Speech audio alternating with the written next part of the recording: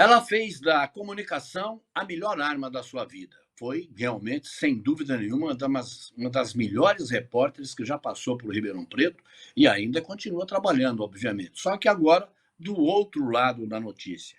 Gislaine Espanholo, jornalista, repórter, editora, multimídia, não sei nem como apresentá-la, mas é um prazer imenso te receber aqui no Aqui Pode Tudo. Um beijo muito grande para você, Gislaine.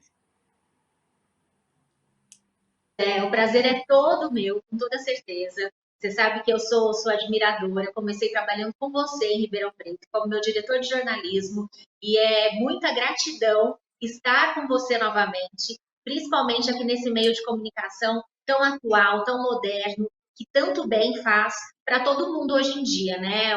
Uma ferramenta muito democrática. Então, o prazer é todo meu, Zé.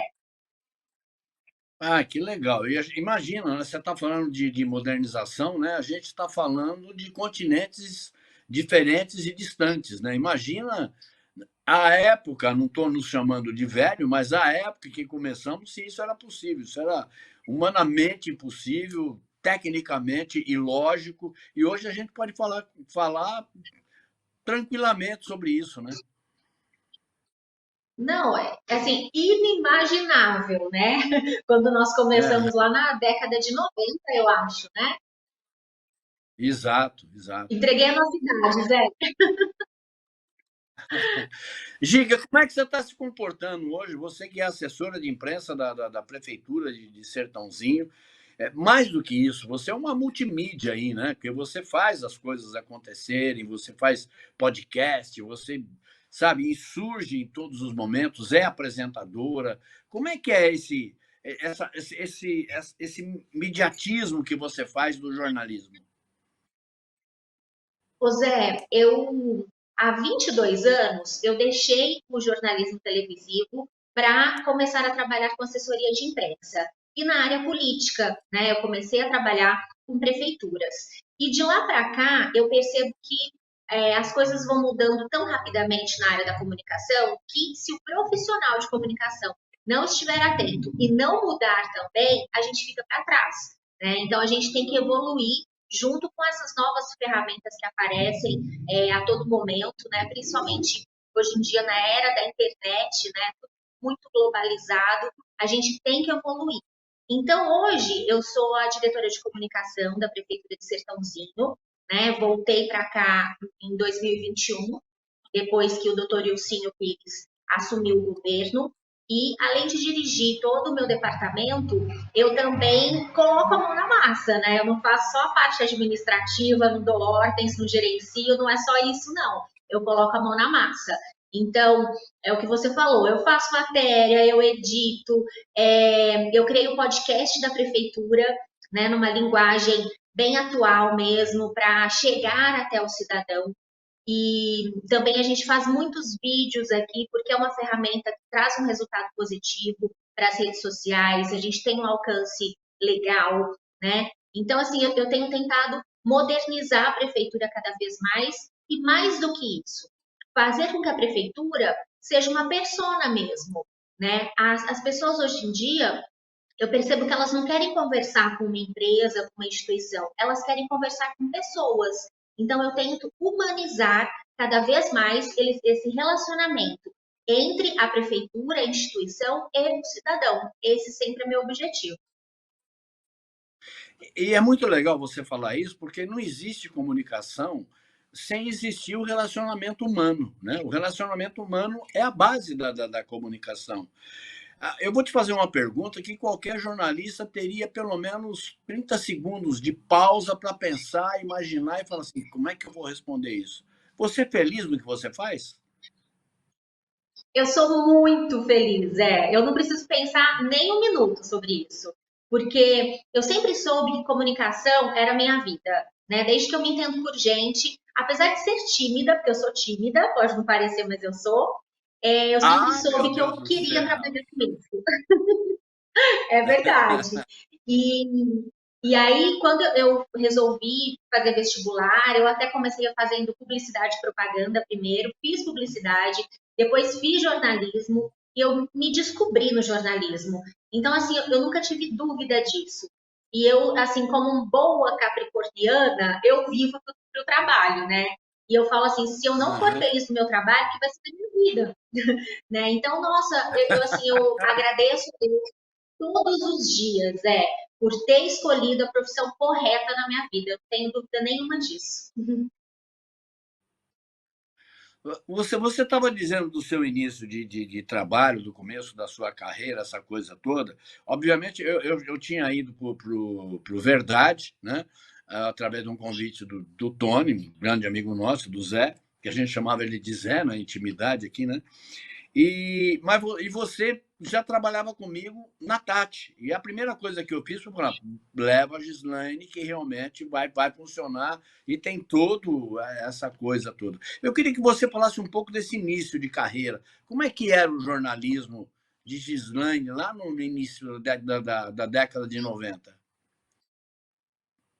Olha, Zé, é bem lembrado. A gente trabalhou juntos pela primeira vez na TV Tati, né?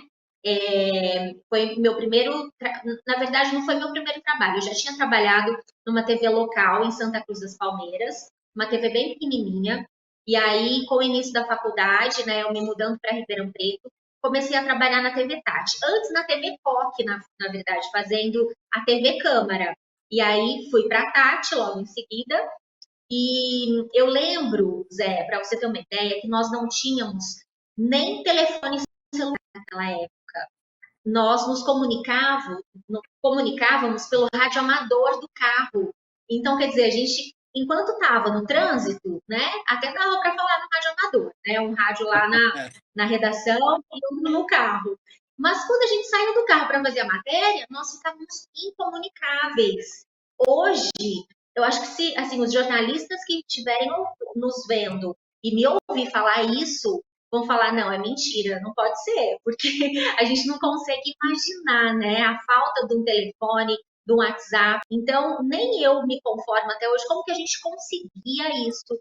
E eu lembro que a gente saía de manhã, né, com alguma pauta pré-estabelecida, mas não eram muitas pautas, até porque nossas condições na TV Tati na época eram precárias em relação a profissionais. A gente não tinha um pauteiro, não tinha um produtor, né? A gente fazia tudo na raça mesmo. Então a gente saía com uma pauta pré-definida e aí tinha que rodar a cidade para encontrar outras pautas durante o dia todo. Então, hoje em dia é uma coisa assim muito surreal.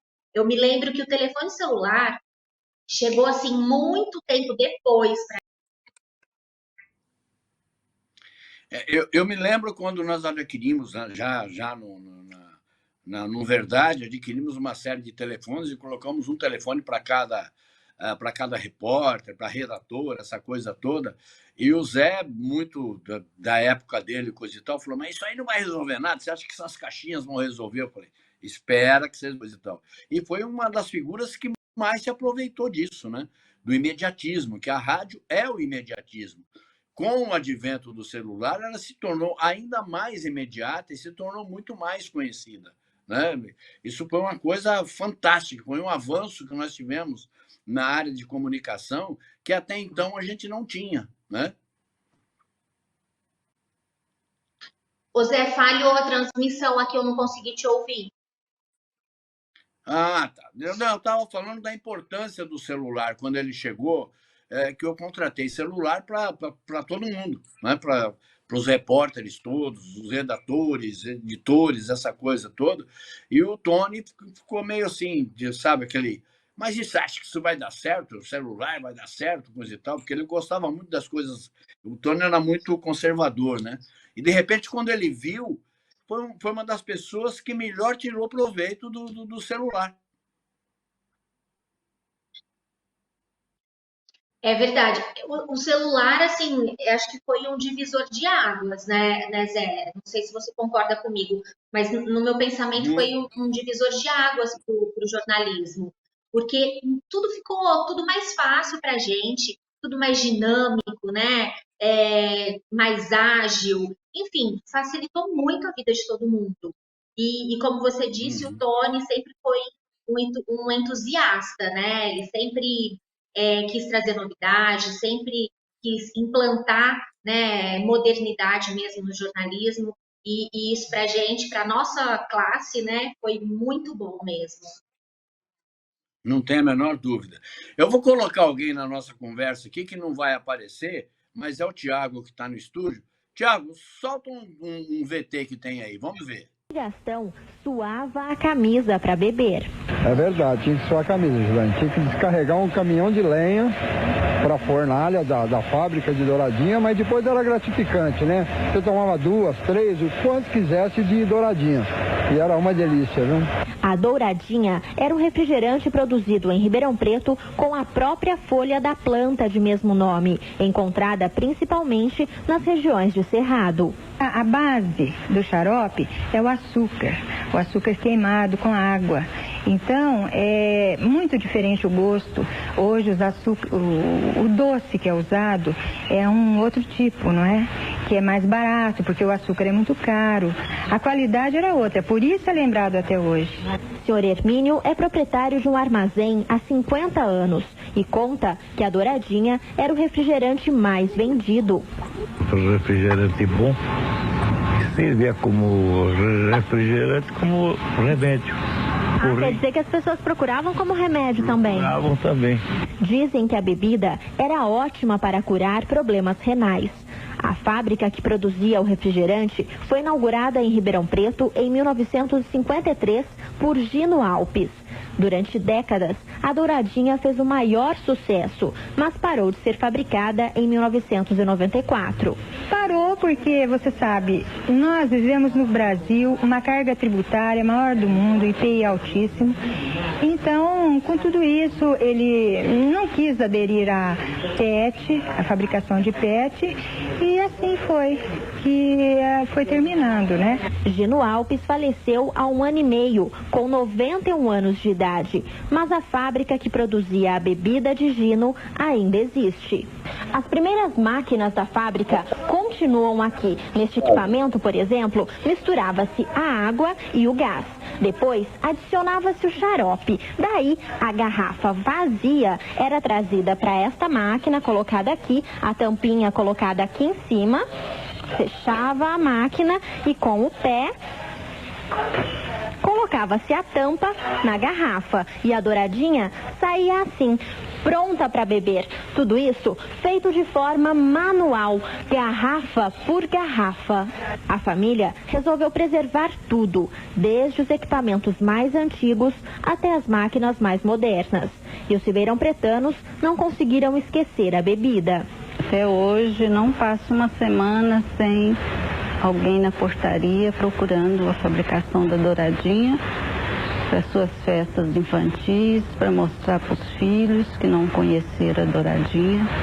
E por falar tanto em Douradinha, deu até vontade de experimentá-la. De vez em quando, a família de Gino Alpes ainda produz o inesquecível refrigerante. De vez em quando a gente gira as máquinas, né, no modo da gente falar, e produz artesanalmente, assim, para os amigos, para a família, né? Assim. Já que produz para os amigos, eu posso me considerar uma amiga e vir tomar o dia que vocês produzirem? Da primeira produção você vai ser avisada, porque você merece.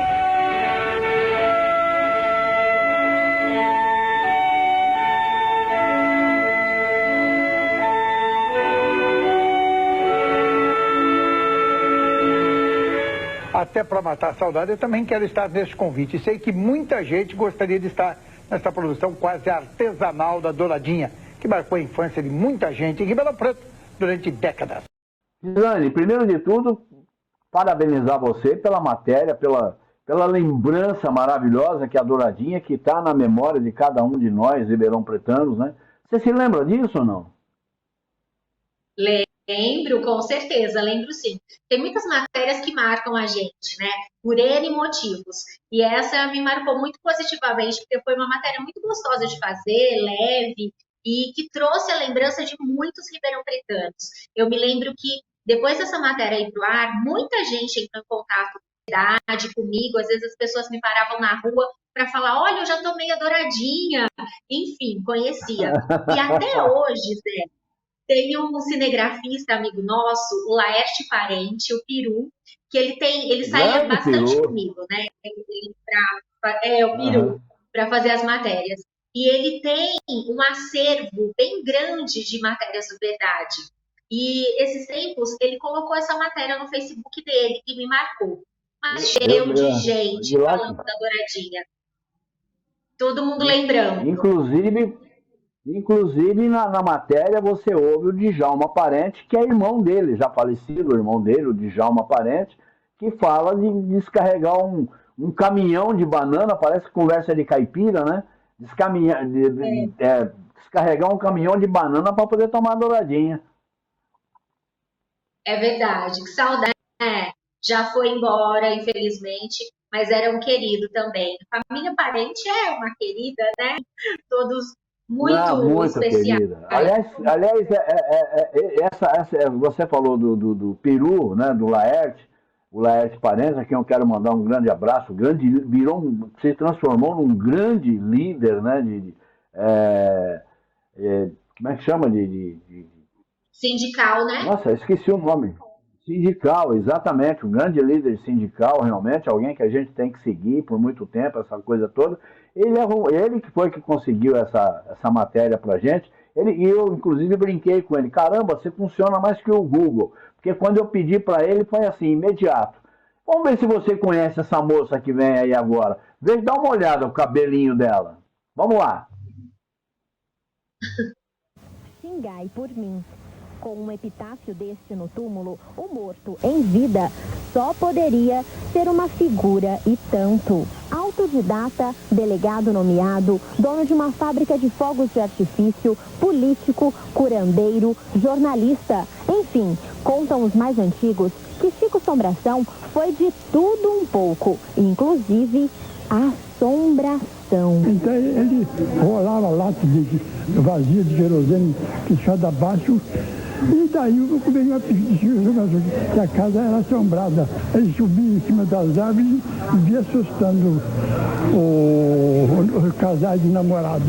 Hoje, o que restou de Francisco Franco de Souza, morador de Pirassununga, conhecido por Chico Sombração, foi apenas o túmulo, não menos irreverente. O louco, como era chamado por muitos, faleceu em 1968, aos 82 anos de idade, mas até hoje é lembrado pelos moradores da cidade. Ele cantava assim, de senhora, venha cá, sim senhora, já vou já. Mas é comprida a musiquinha. Mas era uma música bem grande. Nossa, todo mundo gostava. Todo mundo gostava dele? Gostava. Ele era uma pessoa engraçada. Incrível, incrível. Chico Sombração também escrevia no jornal? Escrevia no jornal de Tunhora. Chamava de Tunhora mesmo. O jornal chamava de senhora? Tinha, que nem um sapinho assim, desenhado. O que a senhora ficou sabendo que tinha na casa dele? Tinha um saci com estilingue na mão. Eu sei porque eu passava sempre lá e as crianças tinham medo. Mas de todos os admiradores de Chico Sombração, Cláudio é o maior. Tanto que quase todas as noites dorme no túmulo do ídolo. Mistérios da meia-noite que voam longe, que você nunca, não sabe nunca, de onde ficam, quem vai depois. Impede-se o lobisomem que fosse um homem de uma menina tão desgarrada, desamparada, se apaixonou. Cláudio não é louco, é gótico. Justamente por isso, adora túmulos e tudo que envolve a morte. Eu gosto muito desse túmulo e nós zelamos muito por esse túmulo aqui no cemitério.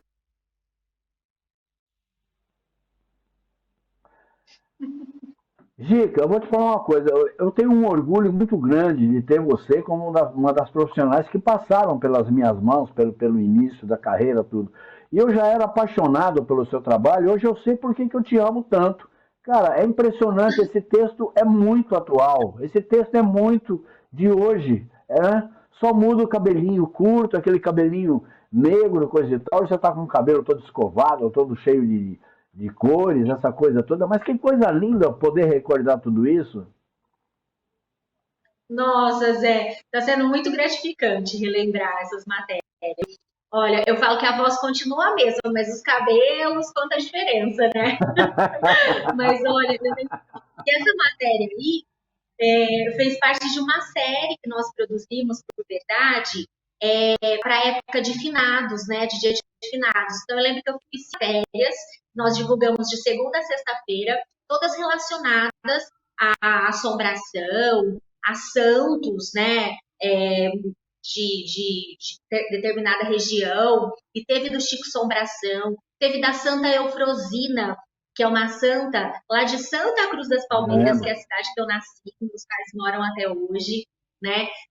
Tinha um outro também que eu esqueci o nome, que construiu o próprio túmulo e fez até uma churrasqueira no túmulo, e quando ele morreu, o velório dele teve um churrasco no túmulo. Enfim, eu lembro que a gente viajou a região toda de Ribeirão Preto, contando essas histórias curiosas relacionadas a cemitério, a devoção, enfim.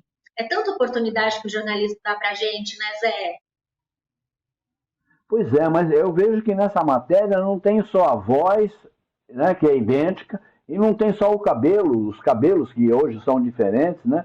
Mas tem o dedo realmente de alguém, de uma jornalista que vai lá e vai editar, vai montar, né, junto com o editor de praxe, aquele que aperta botão e sabe subir, descer música na hora certa. Isso é obra sua, não tem a menor dúvida. Por isso eu me sinto extremamente orgulhoso de ter, sabe, de ter colecionado pessoas tão talentosas, né, como você, como um par de gente que hoje se esparrama pelo Brasil inteiro, inclusive aí mesmo em Ribeirão Preto. Ah, Zé, gratidão, viu? Gratidão. Eu sempre fiz com muito carinho, né? Como eu disse, eu amo o meu trabalho. Então, eu acho que esse carinho que eu tenho pela minha profissão, amor, e talvez seja o meu diferencial, né? Porque eu não faço nada assim de qualquer jeito, porque eu gosto tanto que eu cuido, eu zelo, eu quero dar o melhor, né? E de repente também dar um outro olhar para essas coisas. Eu me lembro, Zé, você falando desse trabalho que a gente desenvolveu, eu me lembrei agora de um fato que aconteceu no Verdade. Uma vez eu fui fazer uma matéria de um acidente na Anhanguera, um ônibus que caiu, ele estava passando, acho que foi na Anhanguera mesmo, ele estava passando numa ponte e ele caiu lá embaixo, né? E teve morte, teve muitas pessoas feridas, enfim, toda a imprensa regional presente, né, falando das mortes, dos feridos, enfim.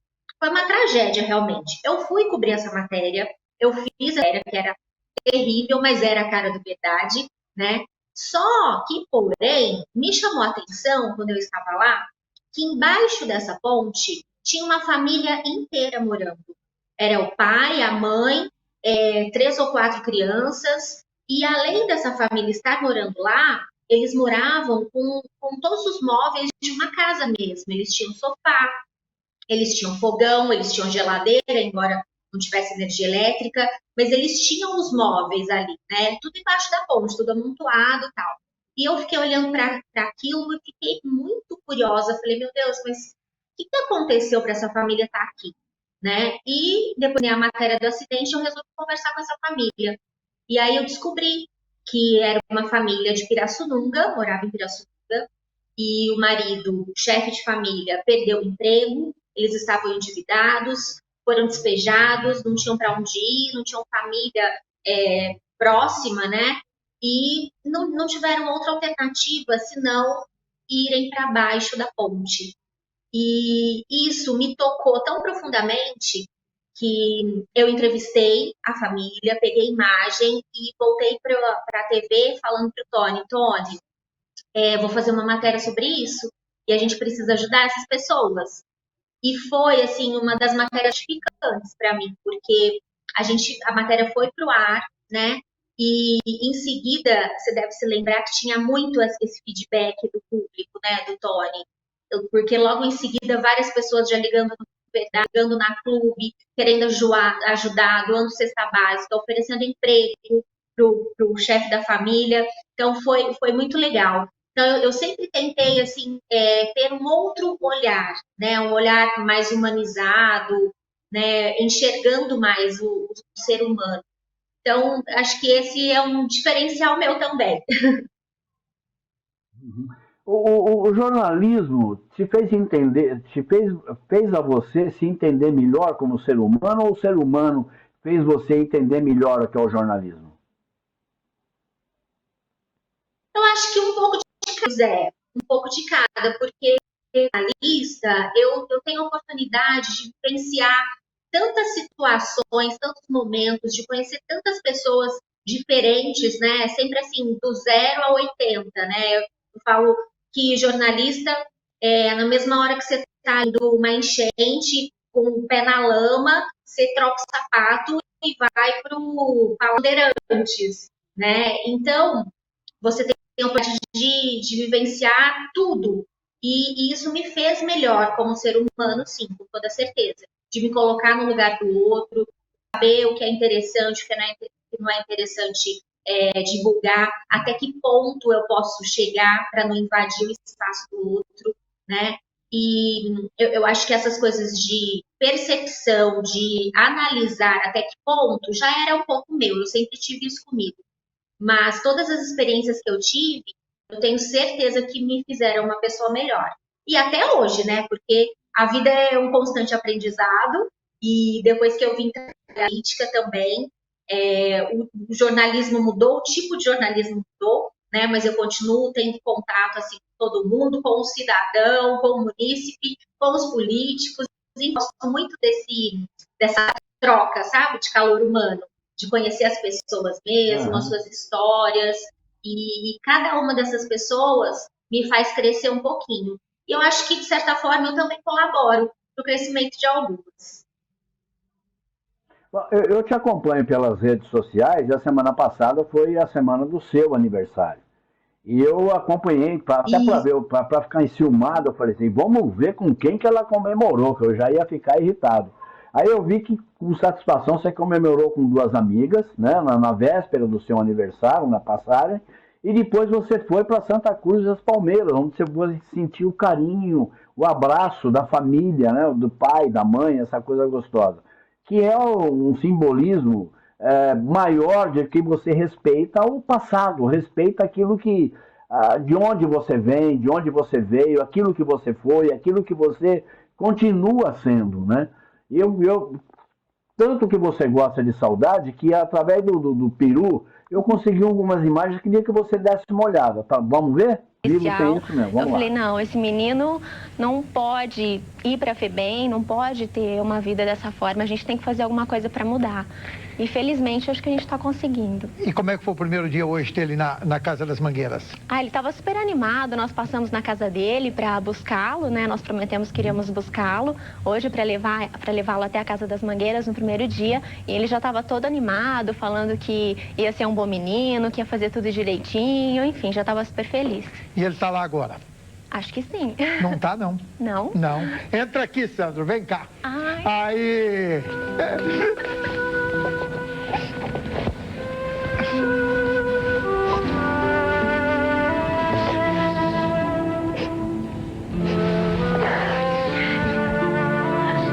Tá gostando? Tá feliz, Sandro? Vamos mudar de vida, Sandrinho? Oh. Com certeza. O que você achou do teu primeiro dia lá na Casa das Mangueiras? Bom. Bom? Já vestiu a camiseta da Casa das Mangueiras? Já. Já tá firme aí? Dá um close na camiseta. Mostra a camiseta aí pra nós. Aí, camiseta da Casa das Mangueiras. E eu espero que você realmente possa contar com o nosso apoio, mas antes de tudo vai depender de você, viu, Sandro? Você é quem vai ter essa confiança toda que tá todo mundo depositando em você. Tá certo? Eu já falei pra ele, sexta-feira ainda, eu falei, olha, você me fez chorar o dia inteiro. Desde a quinta-feira, quando ele foi detido pela polícia, eu falei, eu tô chorando por sua causa. Então ele não vai decepcionar a gente, né, Sandro? Vai ser um bom menino, né? Se Deus quiser. Sandro, parabéns e vamos começar a vida nova a partir de hoje, ok? Combinado? Você já fez uma promessa pra Gislene, agora você faz a promessa pra mim e pros nossos telespectadores, ok? Vem cá me dar um abraço também, que eu também quero o seu abraço e votos de muita felicidade para você, tá bom? Seja muito feliz e seja muito forte. Thiago, tá ótimo aí. Nós estamos de você. Viu? Pode voltar pra gente aqui.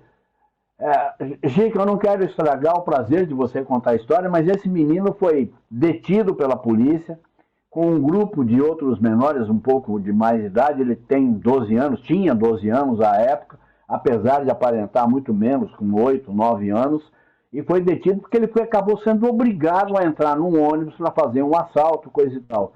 E você se encantou com essa história, você se encantou, se comoveu e comoveu toda a região quando fez essa história do Thiago. Queria que você falasse um pouco disso. O que é um repórter escrever eu?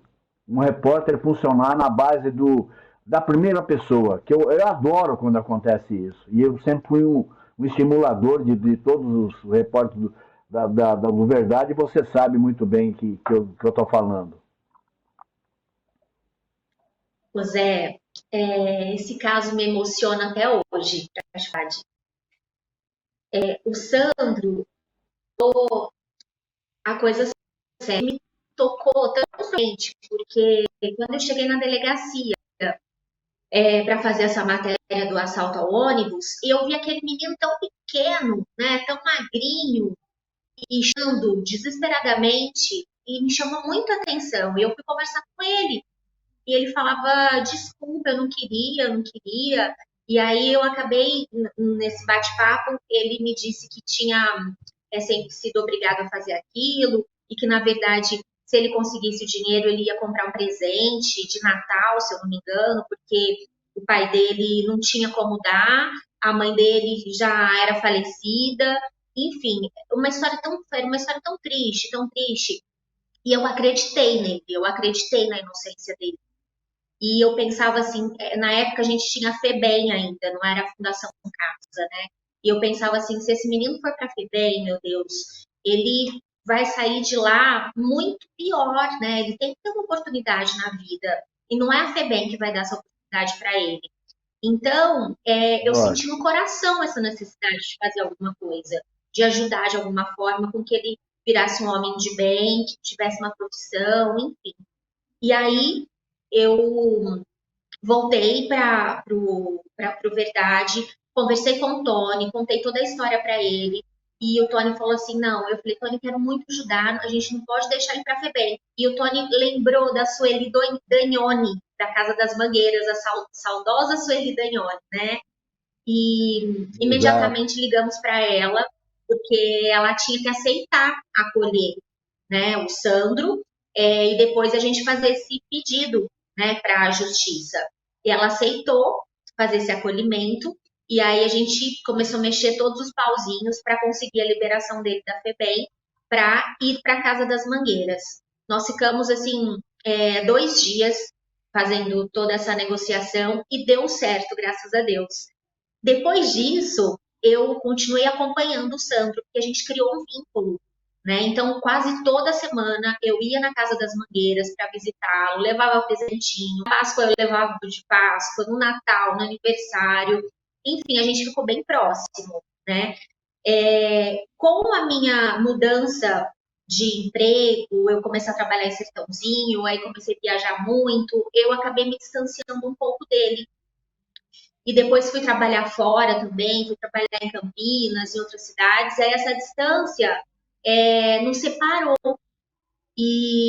Mas até hoje, esse menino, ele tá no meu coração, na minha cabeça. Faz uns 3 ou 4 anos, eu tentei procurá-lo novamente. Postei até nas redes sociais para saber se alguém tinha alguma informação, se alguém conhecia, e não consegui nenhuma informação. Uma amiga minha que trabalha na rede estadual de ensino também procurou, né, de repente, algum registro na rede estadual, né, escola e tudo mais, mas mesmo com o nome completo dele, nós não localizamos. É uma pena, porque eu tenho muita curiosidade de saber o que aconteceu com ele, o que ele faz hoje, né, como ele está, porque eu não sei, é uma coisa assim muito interessante. A gente criou um vínculo tão grande, eu sentia que ele era da minha família, sabe? A minha vontade era de pegar esse menino para mim, sabe? Adotar mesmo. Mas é claro, eu era muito nova, não tinha condições, né? Na época, essa era a minha vontade. Não, tanto era a sua vontade que foi a vontade de todo o Grupo Verdade que se uniu a tudo isso, né? E você fez um trabalho maravilhoso, conseguiu tirar esse menino da antiga FEBEM, hoje, que é Fundação Casa, e que onde certamente o futuro dele seria muito menos auspicioso do que estar na mão de uma pessoa tão brilhante como foi. Você lembrou bem a saudosa Sueli Danione, né, que era uma figura, nossa, uma figura maravilhosa, sem dúvida nenhuma. Essas matérias te marcaram profundamente? Qual a matéria mais importante que você acha que você fez para o jornalismo, contribuiu para a sociedade? Olha, Zé, sempre gostei muito de trabalhar esse lado social, né? Então, essa matéria do Sandro foi muito marcante para mim. Essa matéria que eu já contei da família embaixo da ponte também me marcou muito. Teve uma família também de Cravinhos que morava dentro de uma perua Kombi, que também nós conseguimos casa, emprego para o pai, conseguimos uma máquina de coxinha para a mãe fazer em casa, para ganhar um dinheiro extra, escola para criança. Então, as coisas, assim, eu não esqueço, porque eu tinha muita satisfação em fazer, muita, sabe?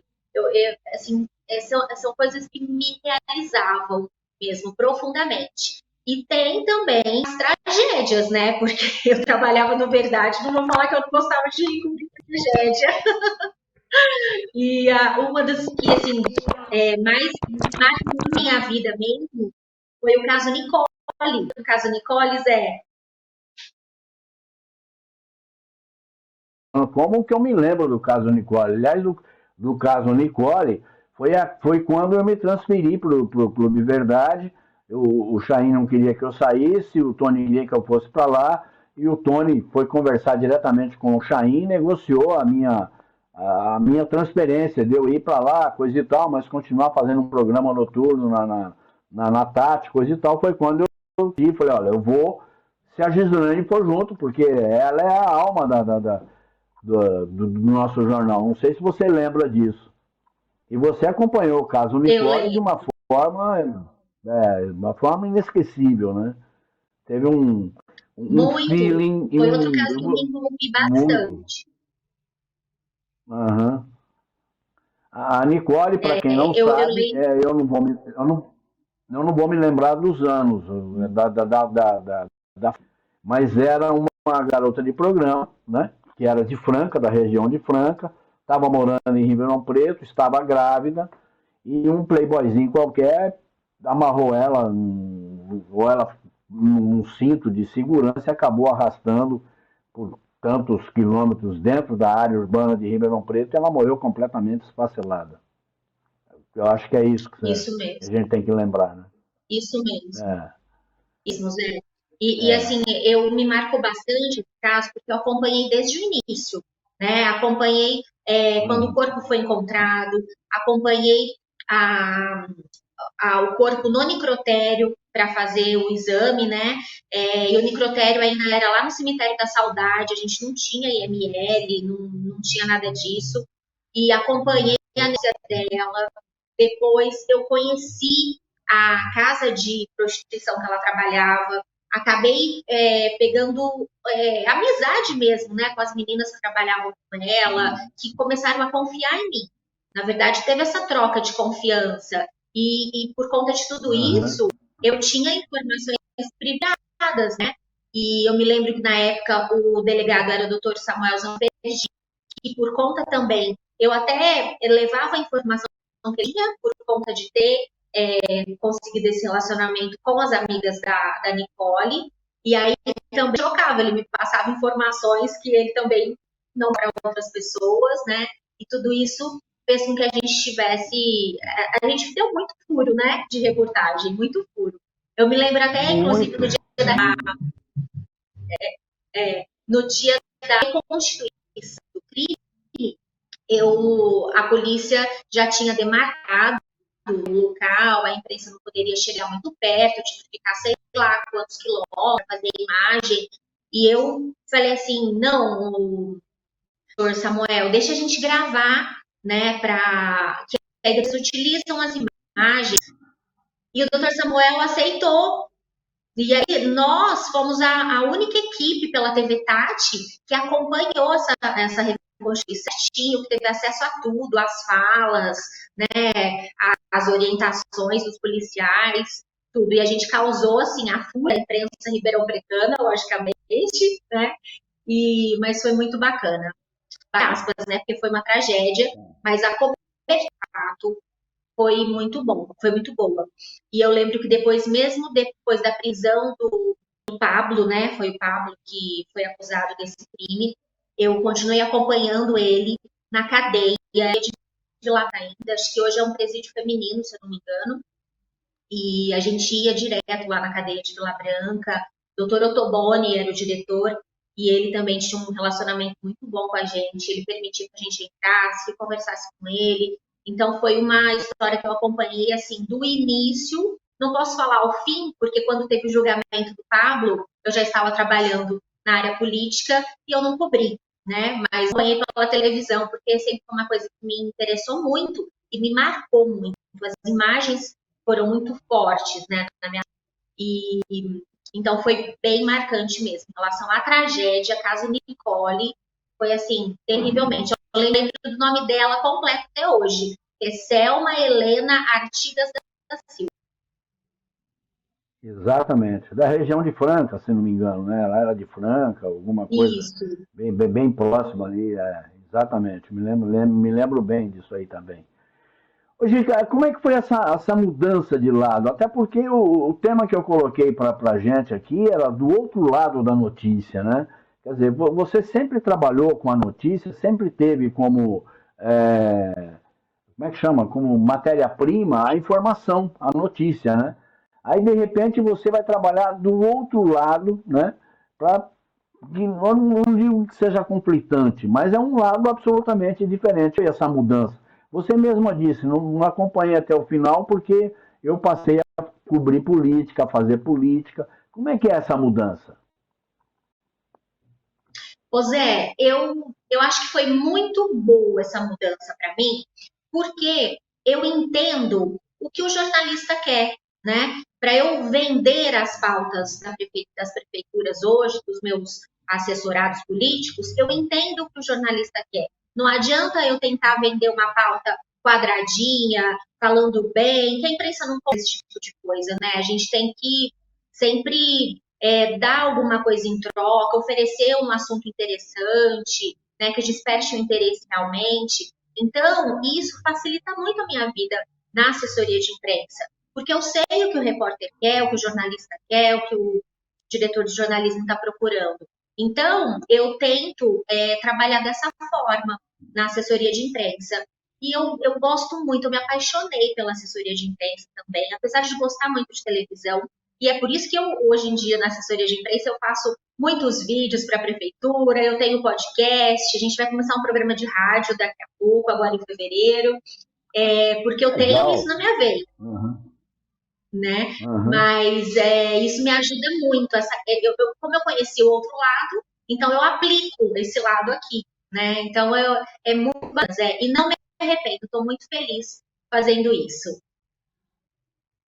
Da mesma forma que eu lhe perguntei, matérias que te deram prazer de fazer, ainda que sejam de uma injustiça social ou que tenham um peso, né, emocional muito forte, que tenha marcado, que tipo de matéria, qual matéria que você não gostou de fazer, mas de repente você falou, bom, eu tenho que levar isso para o público. O público tem obrigação de saber disso. Nós temos obrigação de informar o público e ele tem que saber disso.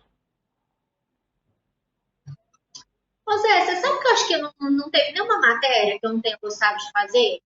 Às vezes, assim, eu não gostava muito de fazer matérias que eu achava que eram bobas. Por exemplo, tem um esgoto vazando no bairro, tem um bairro que tem muito buraco, que, assim, não me trazia crescimento, entendeu? De repente, para aquele munícipe que mora ali perto, era uma coisa importante, né? Para cobrar a prefeitura, para cobrar a agilidade do Poder Executivo. Mas eu não gostava de fazer isso porque não me acrescentava. Eu sempre gostei de coisas que me acrescentam, que agregam para mim, né? Mas eu acho que só isso. Fora essas coisinhas corriqueiras que também eu não odiava, eu só fazia porque eu tinha que fazer, mas se eu pudesse escolher, eu não escolheria isso. Eu acho que fora isso, eu sempre gostei de tudo, viu? de tudo que eu fazia mesmo, até dos plantões no Clube Verdade, né, que a gente ficava a madrugada inteira acordado, entrar e pra cá. Ô Zé, e uma coisa interessante, você lembra que não tinha GPS naquela época, né? A gente andava com Não, o guia, o mapa no porta-luva do carro, lembra disso? exato. Opa, se eu lembro. Eu lembro uma madrugada que o Tony me ligou que você foi presa. Você ficou detida numa delegacia de polícia, nós passamos a noite lá. Eu e o Tony fomos para lá de madrugada, não sei se, eu nem lembro, foi uma cidade da região, né? E o delegado estava muito irritado com o nosso programa, coisa e tal, e isso era muito natural, né? Muito, muito normal. E aí ele acabou detendo você, o cinegrafista não era o Peru, não, se não me engano era o João Paulo. Olha, justamente o João Paulo, que tem um estupim do tamanho do mundo, né? E aí eu lembro de a gente ter ido para lá, e acabamos ficando todo mundo passando a noite na cadeia lá. Não sei se você lembra disso. Eu lembro, Zé. Aconteceu de tudo, né? Uma outra vez também, eu pelada, eu estava seguindo o carro da polícia, o cinegrafista em outro carro, seguindo o carro da polícia, porque cada um ficava com um carro, né? E a polícia estava atrás de bandido, assaltado com caixa eletrônico, e chamearam, a polícia parou, os bandidos pararam, abandonaram o carro, saíram correndo, e eu desci do carro também, queria correr atrás dos bandidos, a louca, sem noção do perigo, né? E de repente vem um caminhão e bate no carro da polícia, e eu tava na frente do carro da polícia, então o carro da polícia me atropelou. Conclusão, os policiais ficaram tão apagados que eu tinha sido atropelada, fugiram, aí teve que chamar o SAMU para me salvar, eu machuquei a perna, de repente chegou o Tony lá, acho que ele chegou, se eu não me lembro. Fui levada para o hospital, com colete cervical, aquele circo todo, mas graças a Deus não foi grave.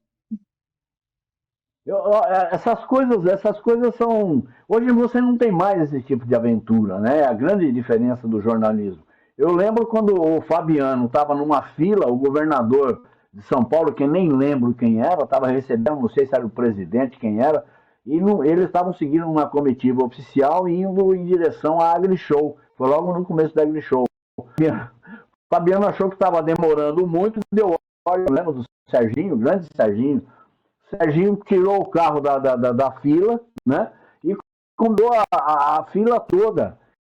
A fila toda não teve erro. A polícia bloqueou, prenderam os dois. O cinegrafista e o Fabiano Ribeiro. Não sei se você lembra disso. Na hora do almoço, a gente estava lá, o jornal pronto para entrar no ar, 1h da tarde, o telefone toca, ó, eu tô preso. Como é que nós vamos fazer? Você lembra disso? Lembro. A gente não tinha noção do perigo, né, Zé? Não tinha noção. Nós éramos muito corajosos, enfrentávamos tudo. Né? Eu acho que isso que é o jornalismo, você tem que se desafiar, né? Eu acho que exatamente isso, né? Não tem que ter... hoje o jornalismo, para a nossa época, para o nosso gosto, para aquilo que nós fazíamos, é um jornalismo extremamente comportado, né? Hoje não tem mais isso, não. Ô Zé, você tem saudade desse tempo, Rica? Eu tenho muita saudade. Juro, eu adoro o meu presente, mas eu sou saudosista. Eu lembrei de um fato que teve a sua participação. Nós estávamos na TV Tati ainda, e tinha eleição, eu não me lembro se era para governador ou prefeito de São Paulo, era para governador. E tinha o Maluf e o Francisco Rossi. Eles eram adversários no primeiro turno.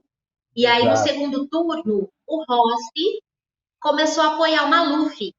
No primeiro turno, o Rossi falava que o Maluf era ladrão, né? E aí, no segundo turno, ele apoiou o Maluf.